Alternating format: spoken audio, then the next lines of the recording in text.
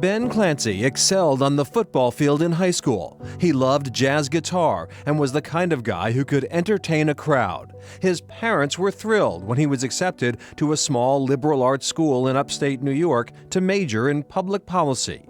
He graduated in 2015.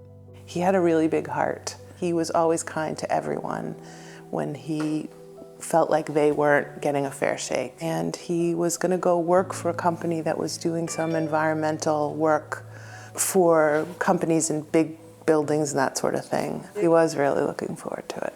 That was the plan until he and his friends had a party and they did a lot of drugs. And he stopped breathing and his heart stopped beating. And they figured out eventually to call an ambulance, and the EMTs were able to come and revive him and bring him to Mass General. And he was unconscious when we got there. Ben's heart had stopped. It had been restarted. They were cooling his body down to mitigate damage to his brain, and he had a ventilator. Andrea and Brian Clancy heard the doctor's short-term plan for Ben. They would stop medications and rewarm him. They waited anxiously. And initially, their only hope, the only thing they could think was, please, to let their son live. How's it breathing? I saw a lot of patients in the long-term acute care hospital where I do some work. Increasingly, they were young people who had had an opiate overdose and had been resuscitated, but were not okay. And I was really interested by this question about brain injury, where it takes a while for us to know what it can look like. After 4 weeks in Mass General and then 8 weeks at Spaulding Rehab in Charlestown, Ben Clancy would finally go home. By the time I met them, it was different. It was all right. He's alive. We're no longer afraid every moment that he will die. I think at least there was a question of, will he end up being able to live independently? Will he end up having friends that he can talk to? Shortly after Ben got home, he was out on the golf course. He was walking and talking. He wasn't, I wouldn't say very vocal, because if you knew Ben before, he was very vocal. But he could answer questions, even if they were simple. He could make statements. He could tell you what he wanted.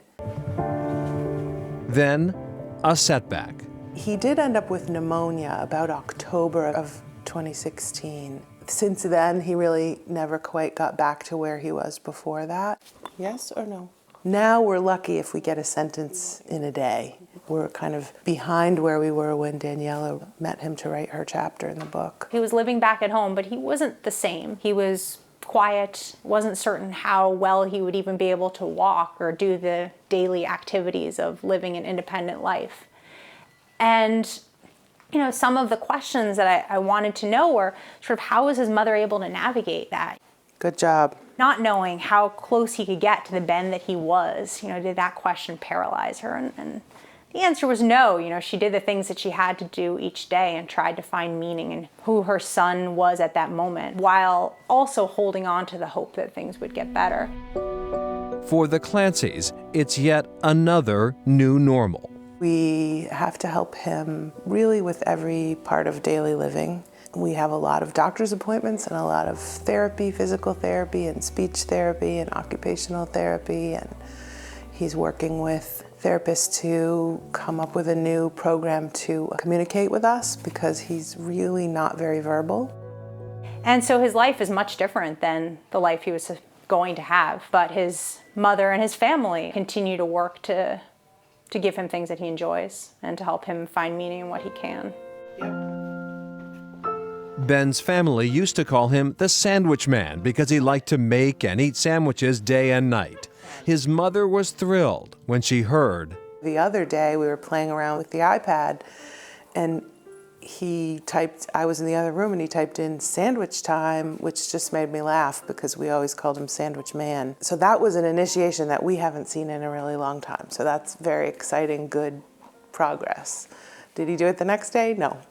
But once we'll take it. He could do it tomorrow, right?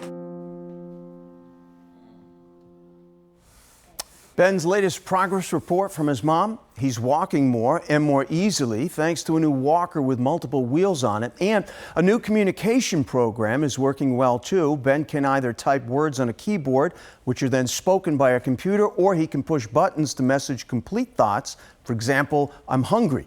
And one activity Ben's enjoying this summer, sailing. Well, a doctor's question: when does modern medicine reach its limit? That's next.